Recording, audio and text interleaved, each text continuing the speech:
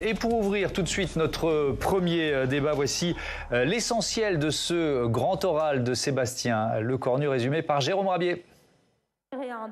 Il a promis un discours de sortie de crise, faute de quoi il y aura une dissolution. Sébastien Lecornu devait donc donner des gages, en particulier aux socialistes. Sur la réforme des retraites, il annonce donc une pause jusqu'à la présidentielle.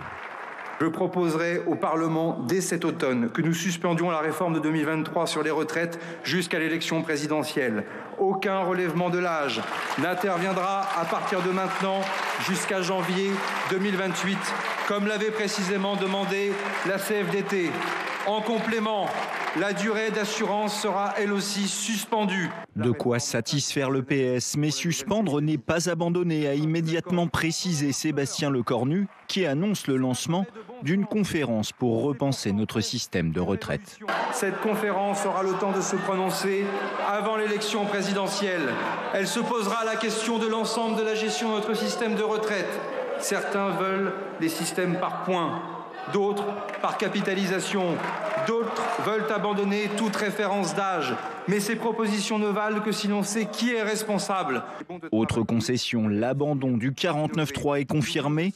Un partage du pouvoir, a promis le Premier ministre. C'est la garantie pour l'Assemblée nationale que le débat, notamment budgétaire, mais pas seulement, dans tous les domaines, ira jusqu'au bout, jusqu'au vote. On verra la position de chacun sur la dette, les impôts, les dépenses, les économies. Chaque vote sera un acte. Estimant avoir fait des pas vers les oppositions, le Premier ministre a réclamé aux parlementaires d'en faire aussi pour bâtir des compromis et donc de ne pas voter les motions de censure qui leur seront soumises ce jeudi. Et pour notre premier débat, on a choisi un titre qui sonne comme un James Bond, se renier pour survivre. Ça résume quand même pas mal cette déclaration de politique générale du Premier ministre. En tout cas, je vais poser la question à mes invités. Frédéric Savicki, bonsoir, bienvenue. Vous êtes professeur de sciences politiques à l'Université Paris 1 Panthéon-Sorbonne, chercheur au Centre européen de sociologie et de sciences politiques.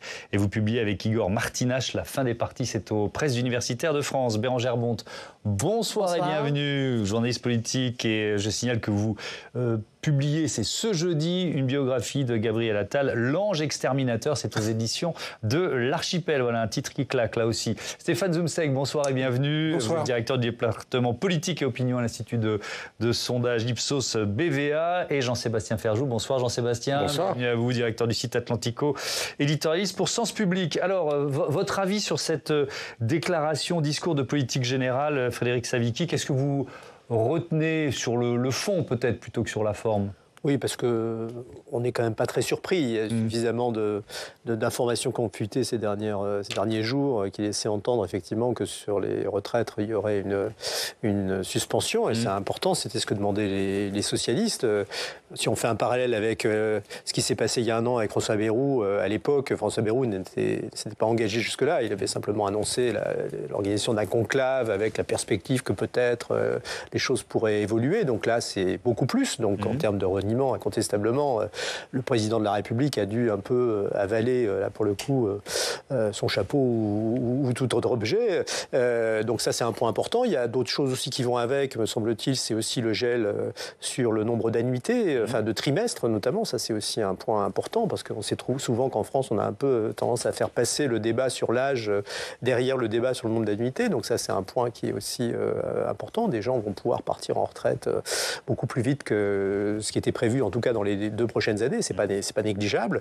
Il y a aussi cette déclaration sur la nécessité, alors évidemment, qui elle est beaucoup plus floue, de réviser éventuellement la fiscalité sur les plus riches. C'est pas une porte ouverte à la taxe Zucman, mais en même temps, le Premier ministre annonce que tout est possible d'une certaine façon à l'Assemblée nationale, avec quelques grosses inconnues que vont faire les groupes LFI et Rassemblement national si sur ces questions, effectivement, des propositions sont avancées, des amendements sont avancés. Donc, j'allais dire, les choses sont assez ouvertes, avec quand même un calendrier serré. Il n'y a pas de 49.3, mais il y a quand même des dispositifs dans la Constitution qui permettent à un gouvernement, face à des blocages budgétaires, d'accélérer. Dans la discussion budgétaire, il y aura des outils d'accélération. Pas non plus, disons, prendre au pied de la lettre les déclarations de Premier ministre en disant, d'une certaine façon, vous avez la responsabilité, vous allez pouvoir un petit peu faire ce que vous voulez. Il y a aussi le fait que les parlementaires ne peuvent, s'ils augmentent les dépenses, les recettes, ils augmentent les dépenses, ils doivent augmenter les recettes. Donc, c'est l'article 40, si je voilà, c'est ça. Donc, ne soyons non plus pas totalement dupes, disons, du discours consistant à dire c'est au Parlement et le Parlement le décidera. Oui, mais ça ouvre bien d'ailleurs l'une des thématiques de ce débat, qui est la capacité des députés notamment, et des parlementaires en général, c'est quand même sous forte contrainte. Dans ces conditions. Bérengère Bonte, on peut dire que les mots attendus par les socialistes ont été prononcés, et effectivement, si on compare avec François Bayrou, c'est beaucoup plus clair. C'est plus court déjà et plus clair. C'est beaucoup plus clair, en tout cas pour ce qui a été dit, contrairement à ses prédécesseurs, François Bayrou, Michel Barnier. C'est un discours de politique générale qui est centré essentiellement sur l'actualité la plus chaude. Et il parle de gouvernement de combat. Il dit déjà qu'il reviendra pour évoquer les sujets, il ne le dit pas comme ça, mais les sujets qui fâchent. Il y aura des sujets qui fâchent. Et si on regarde un peu le budget tel qu'il a déjà été présenté aux députés, en tout cas livré aux députés aujourd'hui, examiné par le Conseil des finances publiques, ça prépare quand même quelques moments plus compliqués. Dans l'immédiat, c'est vrai, la suspension, c'est le mot, et suspension immédiate, c'est le mot qu'attendaient les socialistes. D'ailleurs, la CFDT salue une vraie victoire. Donc on est dans cette tonalité-là. On a entendu plusieurs voix tout de suite, même si les communistes appellent quand même à la censure, tout de suite, Fabien Roussel, merci, dit c'est une première victoire. Enfin, ça a été entendu comme tel, mais encore une fois, la suite ne va pas forcément être simple. Oui, évidemment. Avec un moment où le Premier ministre a été applaudi dans son discours, plutôt vers la fin, quand il a fait référence aux ennemis de la France. Et je vous le dis avec toute ma conviction, avec aussi tout ce que j'ai appris au ministère des Armées, les seuls qui se réjouiraient d'une crise, d'une panne budgétaire en France, ce ne sont pas les amis de la France.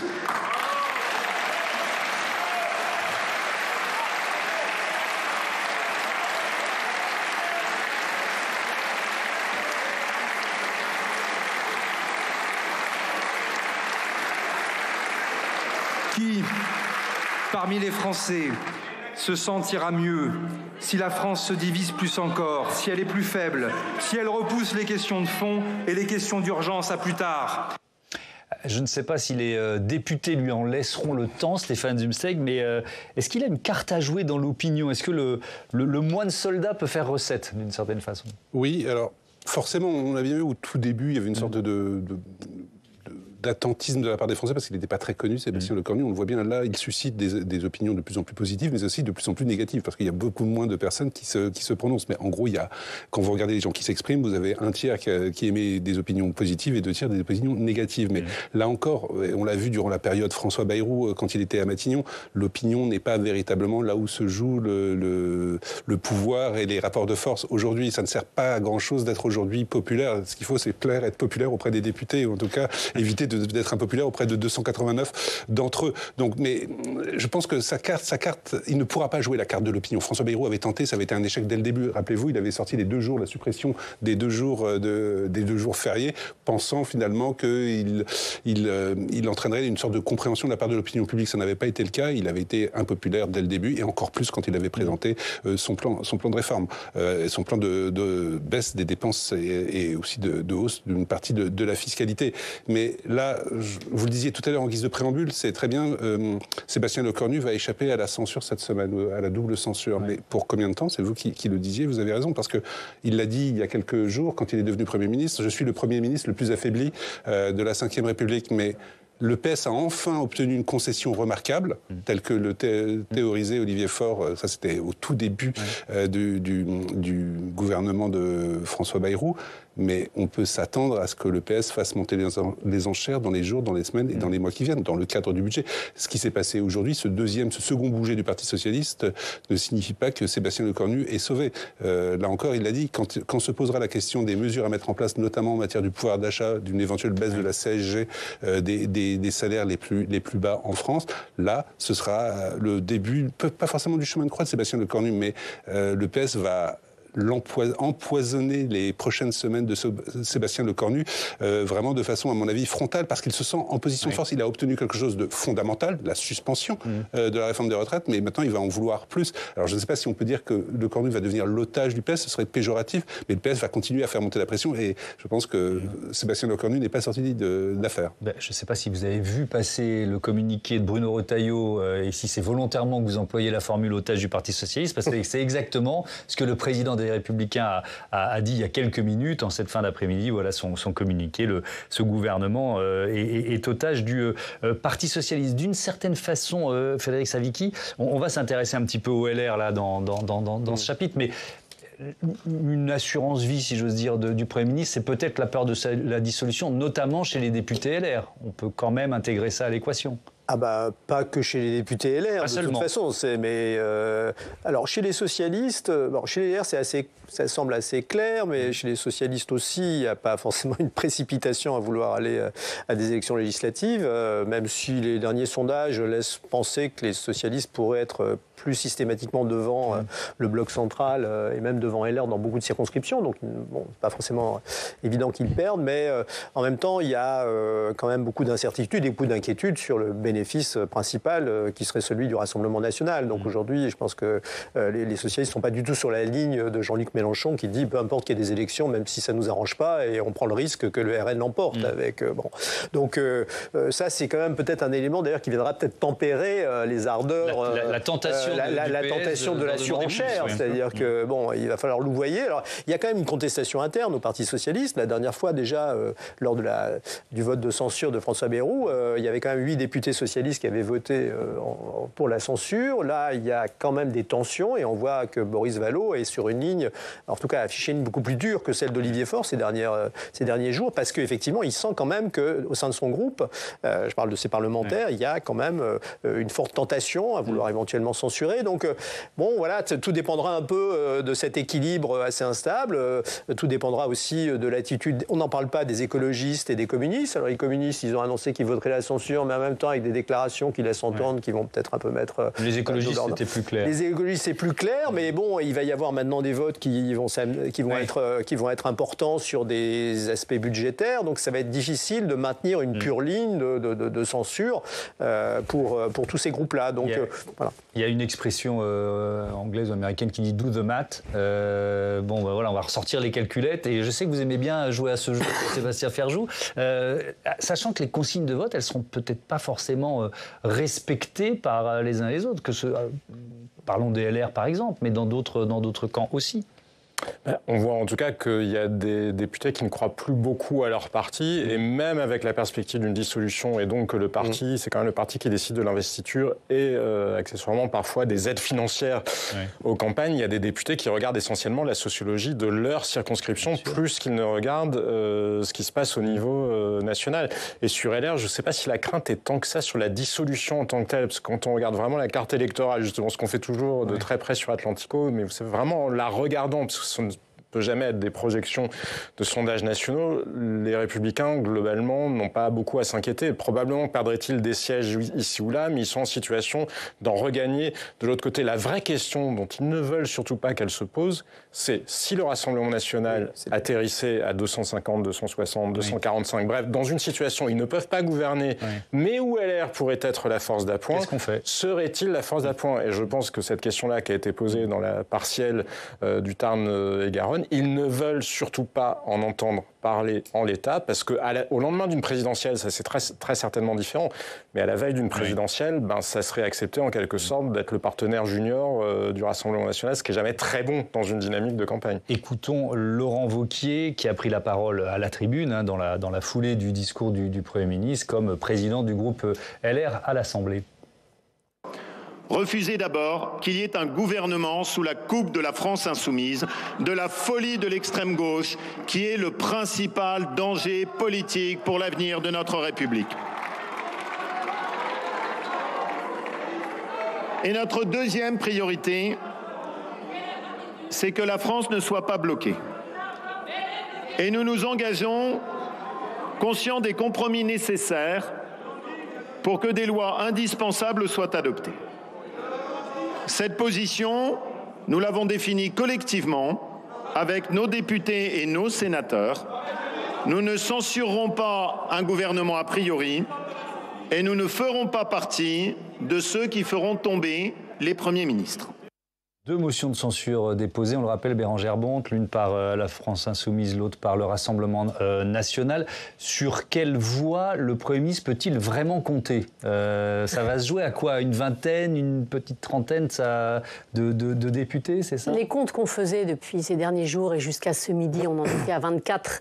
Manquant ou en trop, selon le côté duquel on se place, en considérant qu'effectivement les communistes, les écologistes voteraient avec le RN et les Insoumis cette motion de censure. Ça vient d'être dit, autant chez les écologistes que chez les communistes et qu'au Parti socialiste, selon ce qui sera annoncé peut-être ce soir par Olivier Faure, c'est difficile d'imaginer que 100%, que la consigne de vote soit totalement suivie, et on peut peut-être même imaginer qu'au RN aussi, quelques voix manquent. Enfin, et là, pour le coup, bon courage aux sondeurs et à tous ceux qui vont essayer de faire des pronostics, parce que quand vous entendez Laurent Wauquiez, vous avez passé l'extrait où il cogne sur les Insoumis. Moi, je l'ai aussi entendu extrêmement sévère avec le RN. Donc, il y a des lignes qui ont bougé dans ce qu'a fait cet après-midi Sébastien Lecornu, qui mérite de prendre le temps on n'en a pas beaucoup de temps, mais d'ici jeudi matin, probablement ce sera jeudi l'examen de cette motion de censure. Oui, c'est jeudi matin, en tout début. Qui mérite quand même de regarder et d'écouter les prises de parole des uns et des autres. Je vous ai dit les groupes qu'on pouvait imaginer contre Sébastien Lecornu par défaut, on va dire qu'évidemment, il peut compter sur les Horizons, il peut compter sur évidemment le groupe Renaissance, mais et une partie des LR. Les Elliott ont déjà dit qu'ils ne censureraient pas, mais là aussi, est-ce que ce sera... Ils ont souvent beaucoup de liberté de vote dans ce petit groupe, donc c'est très difficile en fait de prévoir. Votre avis là-dessus, Stéphane Zumseck, sur la marge de manœuvre finalement de Sébastien Lecornu ? Je pense que là encore pour jeudi matin, c'est pas un problème. Oui, on parle de 25 députés qui manqueraient pour atteindre, parce que là encore, le but c'est pas d'obtenir dans le cadre d'une motion de censure le soutien des députés, c'est d'éviter que 289 d'entre eux, c'est-à-dire la majorité vote contre. Donc ça change quand même un peu, ça a l'air subtil, mais en fait c'est pas du tout là, c'est essentiel. Absolument. Moi c'est plus pour la suite que je me pose des problèmes, parce à la moindre anicroche qu'il y aura ensuite, dans les jours et dans les semaines qui viennent, sur les efforts à faire en matière de réduction de la dépense publique, sur les efforts, ça c'est pour la posture du président de la République et de son Premier ministre, pour les efforts, les efforts à faire en faveur des bas revenus, ça c'est ce qu'exigeront la gauche, mais aussi le Rassemblement national sur la taxation des super riches avec les lignes rouges des LR. Je pense que c'est à ce moment-là qu'un certain nombre appelons-les des dissidents ou des frondeurs pourront apparaître. Bérengère le disait, au sein des LR, mais au sein du PS, mais aussi au sein d'Horizon. Enfin, Horizon, c'est la formation totalement, et c'était totalement assumé de droite du bloc central, pas du socle commun, mais de droite. Enfin, Édouard Philippe préconisait il y a quelques années le passage à 67 ans, au report de 62 à 67 ans de l'âge légal. Donc, à un moment donné, je pense que des dissidents, des frondeurs, des gens ne suivant pas les consignes, pourraient se multiplier un petit peu partout. Et là, cette barre des 20-25 députés manquants pour faire chuter un gouvernement pourrait se constituer. Ce sera ça le principal problème. Pour jeudi, je pense qu'il n'y a aucun problème. C'est pas sympa de casser le suspense de jeudi pour les émissions qu'on va faire sur notre antenne. Mais on est tous si je me trompe, on est tous à peu près d'accord là-dessus. Stéphane, évidemment, plusieurs chapitres à venir dans notre débat. On va détailler la suspension de la réforme des retraites, ce que ça change concrètement pour vous, pour nous, ce que ça pourrait coûter ou pas aux finances publiques. Et puis on va aussi consacrer un chapitre à la méthode, à ce 49.3 abandonné par Sébastien Lecornu. Vous vouliez dire un mot, Jean-Sébastien? Peut-être, parce que vous avez promis la droite sociale. Je ne sais pas si ça veut dire quelque chose ou si, vous l'avez retrouvé dans les 30 minutes de discours du Premier ministre. Non, mais tout simplement, quelle que soit la sincérité de Sébastien Lecornu, il n'est pas en situation quand bien même lui l'imaginerait-il comme ça, il n'a pas un gouvernement qui ressemble à ça. Et moi, je pense qu'effectivement, la question n'est pas tellement jeudi matin, mais l'éléphant dans la pièce qui n'était pas mentionné, vous savez, son mantra qu'il n'a cessé, le gouvernement proposera, nous débattrons, vous voterez. Mais il y a juste un grand absent qui s'appelle Emmanuel Macron. Parce que la réalité, c'est que le discours de Sébastien Lecornu, à mon sens, c'est celui qu'aurait dû faire Elisabeth Borne en 2022, au lendemain des législatives, quand les macronistes ont perdu leur majorité absolue. Partage du pouvoir avec le Parlement, avec les partenaires sociaux, avec les collectivités territoriales. Et c'est ce qui n'a pas été possible, pas à cause d'Elisabeth Borne en soi, mais parce qu'Emmanuel Macron n'a jamais donné la latitude à ses premiers ministres de le faire. Là, il fait quand même un gros pas en Et justement, c'est pour ça que je vous dis, la question, ce sera, est-ce que cette promesse-là, que Sébastien Lecornu fait finalement aux parlementaires, elle sera tenue. Est-ce qu'Emmanuel Macron saura rester suffisamment en retrait? C'est quand même ce qu'a fait exploser le gouvernement lecornuin, le fait qu'Emmanuel Macron soit... Et s'il remet de l'huile sur le feu de temps à autre, comme sa petite phrase d'hier, où il impute la totalité de la crise politique aux partis qui n'ont pas voté la confiance à François Bayrou, je pense qu'à ce moment-là, effectivement, des frondeurs, on va en voir surgir dans différents groupes. À l'instant, on voit que c'est en train de, comme disait l'ancien Premier ministre, la poutre travaille. On a Monsieur Ciotti. Attendez, je suis en train de chercher. Voilà l'urgent. Tiens, il propose à Bruno Retailleau, je cite, ouvrez les guillemets, un renversement d'alliance à droite. C'est pas nouveau, mais on voit quand même, Bérengère Bonte, que dans la foulée de ce discours de politique générale, qui est quand même un virage à gauche contraint et forcé, mais c'est quand même une forme de, on pourrait appeler ça un virage à gauche. Ça travaille à droite. Ça travaille au sein des LR. Quand on entend Laurent Wauquiez, on entend, y compris dans sa prise de parole d'ailleurs de cet après-midi, petite pique à l'égard de Bruno Retailleau, qui vient de sortir du gouvernement, qui après le discours de politique générale, se sent presque obligé, on va dire, de publier un communiqué qui se veut beaucoup plus clair sur on en parlait tout à l'heure, sur l'otage du PS. Donc, évidemment que le Rassemblement national et ses alliés ciotistes vont essayer de profiter de cette situation pour ramener ce qu'ils peuvent ramener des LR dans cette union des droites à laquelle ils continuent de rêver. Ou pour les affaiblir, parce que c'est aussi un piège qui leur tend, en quelque sorte, pour dire, regardez, l'absence de réponse joue contre vous. Oui. Et puis Éric Ciotti qui doit toucher du doigt le peu de marge de manœuvre qu'on peut avoir quand on est un petit allié du Rassemblement national. Il faut quand même rappeler que le Rassemblement national était pour la réforme des retraites, enfin l'abrogation de la réforme des retraites, et qu'il proposait même jusqu'à la retraite à 60 ans. Donc là, ils sont un peu coincés quand même. Oui. Donc là, c'est un peu paradoxal de voir Ciotti, à cette occasion-là, proposer une nouvelle alliance, alors même que le RN est quand même en position assez délicate par rapport à cette question. Enfin, j'attends de voir les déclarations qui vont être faites. Oui, allez-y, parole est libre sur ce plateau. Juste un mot, voilà, à ce propos, juste un mot pour rebondir sur ce que disait Jean-Sébastien Ferjou concernant le rôle, la place que prendra Emmanuel Macron ou qu'il laissera justement à son Premier ministre. C'est évidemment toute la question. Moi, ce soir, un proche conseiller du président dit... C'est Sébastien Lecornu qui a décidé, c'est Sébastien Lecornu qui a la main sur les compromis, c'est Sébastien Lecornu qui a la liberté, portée de liberté. Pas sur la composition du gouvernement en tout cas. Non, et donc voilà, ma question d'ailleurs était, est-ce que ça a été acté dès dimanche soir au moment du gouvernement? Ils me disent absolument pas, ce matin. Et c'est Sébastien Lecornu. Voilà. Il y a au moins des gages. Voilà, ça avait quand même été négocié avec le Parti socialiste et vraisemblablement à l'Élysée vendredi dernier lors des rencontres quand Emmanuel Macron a reçu. Et on va conserver ça comme... Donc c'est ça que la marge de manœuvre de Sébastien... Il n'a pas totalement lâché le Voilà, c'est-à-dire que là, la promesse qu'il fait, lui, on peut y croire, et c'est pour ça, je pense qu'il séduit les Français, mais les Français n'y croiront que juste, en tout cas ceux qui ont envie d'y croire, que jusqu'au moment où ils ne le verront plus que comme une marionnette du président. Je vous dis ça comme quelque chose à stocker et à conserver. Voilà, c'est une source qui vous donne cette information. Alors, comme promis, on parle de la méthode, l'article 43, et il a rappelé, le Premier ministre, qu'il renonçait à l'utiliser. Écoutons-le. Le gouvernement présente le budget qu'il estime souhaitable. Le Parlement l'examine, le discute, le modifie. C'est sa liberté. Et 149.3, sans majorité absolue, le Parlement aura le dernier mot. C'est sa responsabilité. Et nous devons lui faire confiance. Nous ne devons pas en avoir peur. Cela paraît de bon sens. C'est pourtant presque une révolution.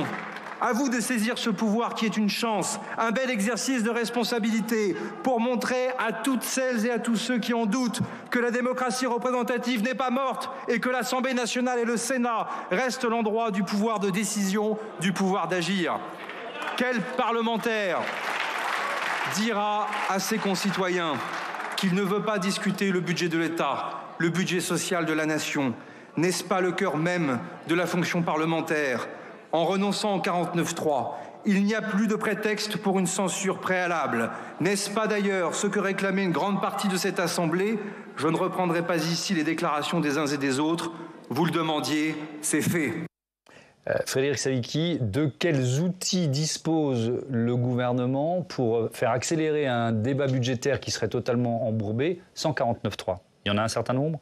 Oui, alors déjà, vous avez 70 jours d'examen maintenant qui vont souffrir pour que les deux chambres puissent examiner, amender ce budget. Le budget qui est quand même qui a été élaboré par François Bayrou et puis rapidement avalisé par le Cornu. Donc il y a quand même déjà beaucoup de points à examiner et puis qui sont à la fois en matière de diminution des dépenses publiques assez importantes, puisque au global, il s'agirait à la fois de créer des recettes nouvelles et des dépenses pour à peu près 30 milliards. Donc c'est pas rien. Bon, donc, oui, on est passé de 44 à 31. Oui, c'est ça. Bon. Mais bon, du coup, il va y avoir effectivement un débat.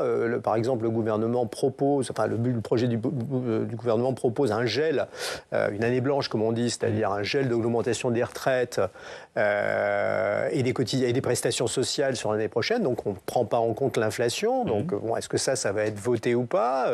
Il va y avoir des navettes. Le Sénat peut très bien voter pour, l'Assemblée nationale voter contre. Tout ça peut se terminer en commission mixte paritaire, traîner, durer, et puis arriver à un moment à la fin de l'année où là le gouvernement dira vous n'avez pas réussi à vous mettre d'accord, ou la commission mixte paritaire dans laquelle la gauche est très sous-représentée peut très bien proposer un projet, et puis face au blocage, le gouvernement peut utiliser des ordonnances pour faire passer le budget. Donc le temps, globalement, joue quand même, j'allais dire, en faveur du gouvernement actuel. Bon, après, ça n'empêchera pas qu'il y ait des conflits et des désaccords, mais ce fait que les deux chambres travaillent, que le Sénat est quand même plutôt, évidemment, du côté du gouvernement, peut finalement aboutir à une forme de pourrissement de situation qui, in fine, permettent au forceps de faire passer un budget sans trop avoir, on va dire, abdiqué sur un certain nombre de mesures, faute d'accord et faute de temps aussi. Bon, voilà, donc... alors après, on est dans une situation nouvelle. Donc, ce que je dis, c'est pour dire de l'ordre de l'hypothèse. On verra bien ce que ça donne, jusqu'à quel point, évidemment, la pression d'un blocage, d'un risque de dissolution peut conduire aussi le gouvernement à laisser davantage de lest qu'il ne souhaitait. Est-ce que les socialistes vont modérer, c'est ce qu'on disait tout à l'heure, leur demande, ou les cibler, poser d'emblée un certain nombre de lignes rouges, voilà ce qu'on attend, et puis le reste, ok, on laisse passer en échange. Bon, voilà, tout ça est ouvert à la négociation. Ce qu'on peut dire, c'est qu'entre la copie qui a été présentée en Conseil des ministres ce matin et celle qui peut-être aboutira, on n'est pas sûr, mais fin décembre, l'évolution risque d'être quand même... Oui, mais on n'imagine pas que la copie soit totalement refaite, si vous voulez. Il y a quand même une grosse partie des dépenses budgétaires ou des recettes qui sont prévues, sur lesquelles les députés n'auront pas le temps d'intervenir massivement. Donc ça va se focaliser sur un certain nombre de mesures symboliques. Alors, l'autre mesure symbolique, évidemment, l'annonce principale que vous retiendrez de cette journée, c'est la suspension de cette réforme des retraites jusqu'à la présidentielle. On va rentrer dans les détails avec Alexandre Poussard tout de suite. Et cette première question, Alexandre, qu'est-ce que concrètement ça va changer pour nous ? Alors déjà, on peut dire que 3,5 millions de Français vont bénéficier de cette suspension immédiate et complète de la réforme des retraites de 2023. Une suspension qui va jusqu'au 1er janvier 2028. C'est Sébastien Lecornu qui a donné ce chiffre, ce nombre de Français concernés. Concrètement, les Français nés en 1964 pourront partir à la retraite dès 62 ans et 9 mois au lieu de 63 ans. Et ils gagneront un trimestre de cotisation pour avoir leur retraite à taux plein. Les Français nés en 1965 pourront, eux, partir à la retraite dès 2027 au lieu de 2028 et ils vont gagner 2 trimestres de cotisation. Cette génération 1965 est donc la grande gagnante de cette suspension. En revanche, votre génération, Thomas, celle de 1966, eh bien, elle aurait... rappelé mon âge, voilà, comme ça. Désolé, mais cette génération de 1966, elle aurait pu partir à la retraite dès 2028 au lieu de 2029, mais on le rappelle, cette suspension de la réforme des retraites s'arrête au 1er janvier 2028 et donc, à partir de là, il devrait y avoir une une nouvelle réforme des retraites d'ici là. Désolé Thomas. Merci beaucoup, c'est vraiment sympa de me faire une fausse joie comme ça. Le déficit de ce régime des retraites, il devra être comblé. Combien coûte cette suspension ?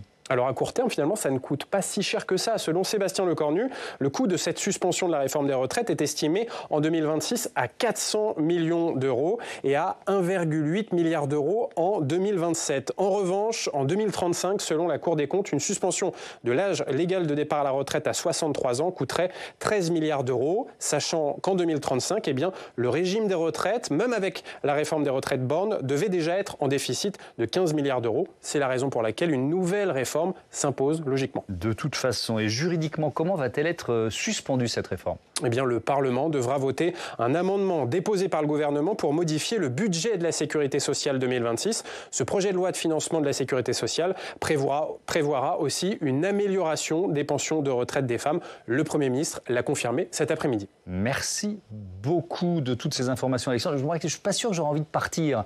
Voilà. Vous voyez, quand ce sera l'âge. Donc peut-être que vous ne serez pas débarrassé de moi tout de suite. Peut-être un mot de Stéphane, de la capitalisation politique que le Parti socialiste peut tirer de cette victoire. Parce que ce soir, c'est présenté, je rappelais ce que disait la CFDT tout à l'heure, ou même ce que le Parti communiste a pu dire. Est-ce qu'il y a un gain politique assez évident pour le PS et assez rapide, d'après vous? Le gain politique, selon moi, il l'a déjà engrangé au travers des mesures d'opinion, d'enquête d'opinion, pas de résultats électoraux, évidemment. Quoique le dernier résultat électoral qui tienne, ce sont celui des élections européennes de juin 2024, parce que c'est un peu l'élection la plus pure où chacun présente sa liste et on peut vraiment, au sein des coalitions, voir ce que pèse chacune des forces. Donc il y a déjà eu une sorte de rééquilibrage entre les insoumis et les socialistes. Ensuite, savoir quels sont les gains, pour l'instant, je ne pense pas que ça se... L'enjeu pour le PS, c'était pas de redevenir une force d'attraction en disant c'est formidable, nous avons à nouveau une gauche réformiste, une gauche social-démocrate, et nous allons nous remettre à voter pour ce parti qui était encore moribond il y a quelques mois. Le gain, c'est surtout d'éviter de passer pour ce qu'on appelait autrefois des sociotraîtres, parce que le reste de la gauche va se déchaîner. La mauvaise nouvelle ce soir, c'est quand même que les communistes et les écologistes se rangent sans hésiter dans le camp de la censure. Donc le PS reste isolé, il est plus puissant qu'il ne l'a été il y a quelques mois, il y a quelques années, mais malgré tout, ça reste la seule force qui joue la carte de la bienveillance, de la neutralité et donc de la non-censure. Le principal enjeu pour eux, c'est de faire la démonstration qu'ils ne se sont pas trompés, qu'ils n'ont pas été roulés dans la farine. C'est ce qui s'était passé avec le conclave, avec la façon dont François Bayrou avait tout balayé d'un revers de la main en disant de toute façon on ne touchera pas aux 64 ans. Et là, le PS s'était senti à la fois trahi et perdant en termes d'image auprès de son électorat. Parce que l'électorat socialiste, il est peut-être moins radical que l'électorat insoumis. C'est un électorat de centre-gauche. Mais ce que veulent les gens, les Françaises et les Français qui votent Parti socialiste, c'est que la gauche soit au pouvoir. Donc, ils sont prêts à accepter ce bouger du Parti socialiste au nom de la cohésion nationale, au nom du pragmatisme, au nom d'un budget qu'il est bien nécessaire d'avoir. Est-ce que pour autant, ils sont pour un ralliement du Parti socialiste à un bloc central et que ce socle commun glisserait à gauche, il n'y aurait plus les LR mais le PS? Certainement pas. Les gens qui votent PS sont des gens de gauche. Ils n'ont pas forcément une bonne image de Jean-Luc Mélenchon, mais ils sont de gauche. Donc le principal enjeu pour eux, c'est faire la démonstration qu'ils n'auront pas été une seconde fois trahis ou trompés. Et c'est surtout ça l'enjeu. Après, on verra bien s'il y a des élections législatives anticipées, quels seront les rééquilibrages au sein de la gauche. Je voulais juste ajouter une chose à ce sujet, vous parliez des LR tout à l'heure. Ce qui a fondamentalement changé ces dernières semaines, au sein des LR comme au sein du PS, c'est qu'ils ne sont plus tétanisés par une dissolution. Vous en avez parlé pour la droite. Les députés PS, comme les députés LR, ne réclament pas, n'attendent pas avec une sorte de joie, une sorte de gourmandise, une éventuelle dissolution, parce qu'ils ont peur de perdre, ils ont peur de se remettre en campagne. C'est beaucoup d'efforts. En revanche, les appareils ne sont plus tétanisés, ne sont plus par cette éventuelle dissolution. Et c'est aussi ça qui rendra encore l'équation encore plus compliquée pour le Premier ministre. Je le disais tout à l'heure, c'est le plus affaibli, mais il a en face de lui des interlocuteurs, LR et PS, qui se disent si vraiment tout déraille, tout capote, eh bien on va à la dissolution et c'est pas on n'en sortira pas forcément laminé. Et ça, c'est à mon avis une prise de conscience assez récente de la part de ces deux appareils. D'accord. Alors on va écouter la réaction là aussi à la tribune de l'Assemblée de Boris Vallaud qui dirige le groupe des députés socialistes et qui, comme prévu, annonce qu'il n'y aura pas de censure de son groupe. C'est la reconnaissance du combat mené par les organisations syndicales que je veux remercier ici. C'est une fissure dans le dogme macroniste. Nous prenons cette situation pour une victoire, autant que pour un premier pas qui permet d'envisager les suivants, le blocage et l'abrogation. Nous vous avons écouté, Monsieur le Premier ministre, Comme un gage de confiance dans le Parlement, vous avez accepté une nouvelle règle du jeu, renoncer au 49-3. Nous l'acceptons puisque nous l'avons demandé avec toute la gauche d'ailleurs, et que nous avons la conviction que la démocratie ne meurt pas de mouvement, mais d'immobilité. Voilà, et sur son compte Twitter, l'insoumis Manuel Bompard appelle, vous allez le voir, les députés socialistes à désobéir aux consignes. Tout cela n'a rien à voir avec le programme du nouveau Front populaire. Les députés socialistes doivent désobéir et voter la censure. Bérangère Bonte, alors ça fait des mois qu'on parle de la rupture PS-LFI. On en parlait déjà avant, lors des élections, de la campagne des élections européennes. Et puis il y a eu le nouveau Front populaire ensuite pour les législatives. Qu'est-ce qu'on peut en dire de cette rupture et peut-être aussi de cette pression des insoumis sur les députés socialistes? Elle subsiste. En fait, c'est amusant comme tout va tellement vite que ce qu'on disait hier soir serait presque déjà invalidé par le discours du Premier ministre. C'est pas le cas. C'est pas le cas. Je veux dire, rien n'a changé dans l'équilibre et dans la nécessité pour les socialistes. Enfin, Stéphane Somseg le disait très bien juste avant, de la nécessité pour les socialistes de prouver qu'ils n'ont pas eu tort de tenter la carte. En tout cas, le fait est qu'ils ont obtenu quelque chose aujourd'hui qui est indéniable. Ce recul qui était quand même un recul majeur, qui est on dit toujours totem de la Macronie, mais enfin quand même, c'est le cas. Donc le fait est qu'ils ont obtenu ça. Franchement, rien n'est réglé, à la fois pour négocier demain ou dans les prochaines heures, les prochaines semaines, cette nouvelle réforme des retraites, et puis sur le budget à venir. Enfin, honnêtement, les dissensions au sein de l'ancien NFP sont toujours là. Me semble-t-il, et on peut compter sur les insoumis et sur les écologistes et les socialistes pour le rappeler. Jean-Sébastien ? Et je crois que le juge de paix, ça sera peut-être quand même les sondages aussi, parce qu'on voit bien qu'il y a deux attitudes dans le pays, alors parfois qui se mélangent chez certains qui basculent de l'un à l'autre, mais il y a le camp de ceux qui pensent de toute façon que c'est trop tard. C'est-à-dire, peu importe que Sébastien Lecornu veuille partager le pouvoir, qu'il fasse des efforts, qu'il soit ouvert, qu'il renonce au 49.3, c'est trop tard, comme dans un divorce. Enfin, il y en a un des deux qui a décidé de divorcer, peu importe les promesses que vous faites, c'était dans les 10 ans d'avant qu'il fallait le faire, plus maintenant. Et puis il y a l'autre camp qui dit, au nom de l'intérêt général, de la stabilité et sans doute de calcul des écuries présidentielles des uns et des autres, essayons quand même, encore une fois, faisons au moins semblant de croire à cette volonté de partage du pouvoir affichée par Sébastien Lecornu. Bien malin, celui qui est capable de dire ce que penseront les Français dans 3 mois, parce que s'il y avait une censure, que penseraient les Français au moment où les retraites n'ont pas été revalorisées, par exemple ? Donc, effectivement, il va y avoir cette pression qui pèse sur chacun, avec la pression sur les deux qui, enfin, LR et PS essaient de jouer le jeu, au moins de faire semblant d'y croire. Le RN et LFI, effectivement, vont leur mettre une pression maximale pour dire « Vous voyez bien que ça n'a aucun sens. Emmanuel Macron n'a jamais respecté sa parole avant. Pourquoi voudriez-vous que maintenant il le fasse et qu'il renonce au pouvoir alors qu'il n'a cessé, finalement, de garder le manche ?» Et quand son propre camp le dit, puisque Gabriel Attal l'a dit, Édouard Philippe le dit aussi, quand il y a un président qui s'obstine alors qu'il a perdu dans les urnes, c'est vrai que c'est difficile à faire avaler aux électeurs. Emmanuel Macron qui disait ce matin en Conseil des ministres, il ne s'agit pas d'une crise de régime, Frédéric Savicki. Nos institutions fonctionnent enfin, jusqu'ici, j'allais dire, bon, on n'est quand même pas loin. C'est-à-dire, il n'y a pas de crise de régime dans la mesure où, pour l'instant, on l'a vu, il y a quand même un gouvernement qui tient. On va voir si oui ou non, il obtient la majorité de soutien, ou en tout cas, pas une majorité de défiants au Parlement. Donc, après, il est quand même difficile d'imaginer qu'un gouvernement Lecornu tienne au-delà du budget très longtemps. C'est-à-dire que là, pour l'instant, et c'est, je crois, l'objectif aussi du gouvernement d'Emmanuel Macron, c'est de faire passer le budget, et puis après, on verra bien. On a évoqué tout à l'heure les incertitudes qui pourront intervenir au cours de l'examen budgétaire, mais même au-delà, si on essaie de se projeter, on va dire, l'année prochaine, que va-t-il se passer il n'est pas... Puisque d'autres propositions de loi risquent à ce moment-là d'arriver sur le bureau du Parlement, de générer des conflits et des mises en cause.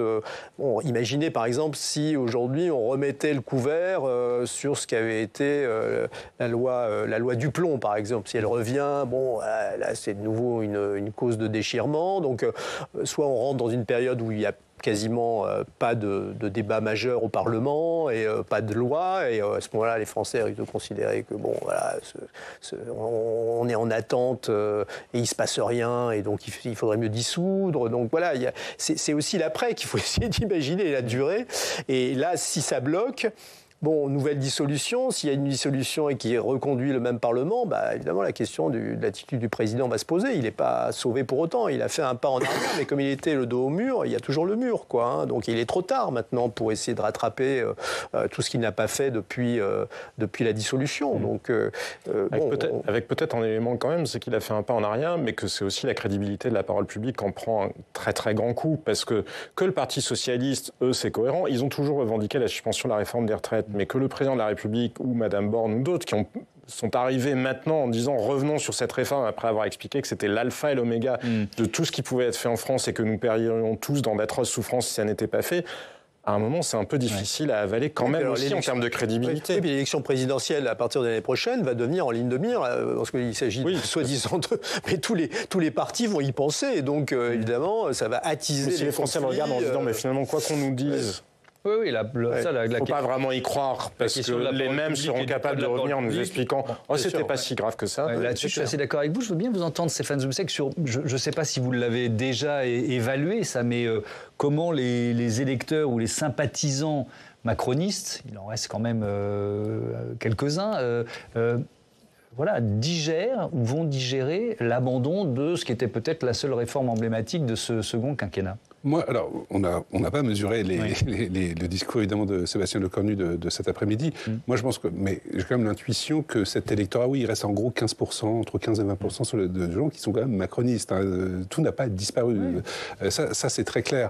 Je pense qu'ils vont vivre ce moment, notamment cette journée et les jours qui vont suivre, comme une sorte de soulagement. Parce que, quand même, pour un électeur macroniste, il faut mettre à la place une élection triomphale en 2017, une élection pas triomphale, mais quand même très réussie en 2022. Enfin, c'est un électorat qui vit un chemin de croix électoral et politique aussi de plus en plus pesant pour lui. C'est quand même des gens qui ne se disent pas qu'ils se sont trompés, ils sont toujours fidèles au projet macroniste et à Emmanuel Macron. Donc, quelque part, ils n'ont pas l'impression d'avoir été trompés. Donc, ils vont être soulagés de ne plus avoir à défendre cette réforme des retraites, c'est ce que je comprends mais en tout cas, soulagés qu'il y ait de la stabilité, parce que l'instabilité était mise sur le... Et à juste titre en partie, en tout cas, était mise sur le dos de qui, mais au premier rang du président de la République. Et je ne dis pas que cette base électorale va en sortir revigorée. Il n'y aura pas de gains électoraux pour ce qui reste de la Macronie. D'ailleurs, c'est quoi la Macronie? C'est 3 groupes parlementaires, si on ne parle que de l'Assemblée nationale, 3 groupes qui commencent à se détester de plus en plus et qui sont sur des lignes parfois totalement différentes, notamment sur les questions de retraite.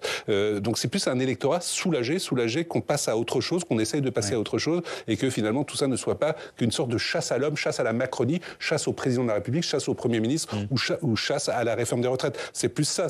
C'est aussi un électorat modéré, relativement âgé, des gens qui étaient autrefois de centre-gauche, mais surtout de centre-droite aujourd'hui, et qui ont envie de stabilité. Et la stabilité passe par un reniement. Je ne pense pas que les électeurs macronistes aujourd'hui passent une mauvaise nuit parce qu'on a abandonné ce que vous appeliez l'alpha et l'oméga du projet macroniste. Non, c'est plus un soulagement, à mon avis. Oui. Et avec effectivement ce reniement, pour reprendre notre titre, se renier pour survivre, il y a quand même des effets délétères potentiels au sein de ce qui reste de ce bloc macroniste, les horizons d'Édouard Philippe d'un côté, Gabriel Attal de l'autre, le MoDem avec un François Bayrou qui a évidemment toujours pas digéré son départ de Matignon. Enfin bon, ce reniement, quels effets délétères ce reniement peut-il avoir? C'est ce qui est intéressant de bien avoir en tête, c'est que c'est un sujet qu'Emmanuel Macron portait et que la Macronie, on va dire, portait depuis le début, depuis 2017. Sur lequel Édouard Philippe avait tenté d'avancer, et ils y étaient presque arrivés avec une réforme qui n'était pas du tout celle-là d'ailleurs, mais qui a été suspendue au moment du Covid. Bis repetita 2022, qui n'est pas une élection quand même, qui est presque une élection par défaut, pas presque d'ailleurs, d'Emmanuel Macron, et on y retourne quand même, et on y va en 49-3, donc tout ça s'est fait au forceps, mais il y est allé, quoi, sur sa réforme des retraites. Tout ça a été acquis de façon douloureuse et vole en éclat d'une certaine façon. Sébastien Lecornu a beau dire je compte sur vous et maintenant votre mission c'est de nous aider à trouver l'argent nécessaire. on ne voit pas bien comment tout ça pourra arriver. L'élément peut-être aussi intéressant à observer dans les prochaines semaines, c'est cette fameuse culture du compromis dont tout le monde rêve. On est à 1 an et demi d'échéance présidentielle. Je pense assez évident que c'est au moment de la présidentielle que ça va se passer. Oui, sauf que c'est le moment peut-être d'essayer de montrer une volonté des uns ou des autres. Sauf ça ne va peut-être pas durer très longtemps, cette fenêtre. Oui, parce que tout le monde va se remettre à penser très très fort à la présidentielle. Précisément. Et quand on cite tout le temps ces exemples belges, allemands et autres, c'est au moment d'une présidentielle que ça devrait se jouer. Sauf que... Bon, quand même, c'est la fin de son premier débat. Mais pourquoi c'est un ange exterminateur, Gabriel Attal? Qu'est-ce qui lui vaut ce titre C'est difficile, j'ai combien? J'ai 15 secondes là? Ouais, 30, allez. Non, mais c'est quelqu'un qui a raconté beaucoup une grande aventure collective, une entrée dans la Macronie. Et c'est pas le cas. C'est quelqu'un qui rêve depuis qu'il est adolescent d'être président de la République. J'ai absolument rien contre l'ambition, mais qui depuis a absolument écarté, parfois très violemment, tous ceux qui pouvaient se présenter sur sa route. Et ça n'est pas le gentil Gabriel Attal qui fait des selfies et qui fait des mesures. Voilà. C'est un petit peu plus complexe que ça. Et encore une fois, Chirac n'était pas un ange, Mitterrand n'était pas un tendre. Après tout, on pourrait presque imaginer que c'est une qualité pour réussir. Pour essayer de devenir président de la République. Merci. Je reviendrai vous raconter peut-être. Mais oui, mais on aura l'occasion d'en reparler, évidemment. Donc cet ange exterminateur à paraître jeudi aux éditions de l'Archipel. Et puis Frédéric Savicki, je rappelle que vous publiez avec Igor Martinache La fin des partis, point d'interrogation. C'est aux presses universitaires de France. Je vous dis à bientôt sur Public Sénat.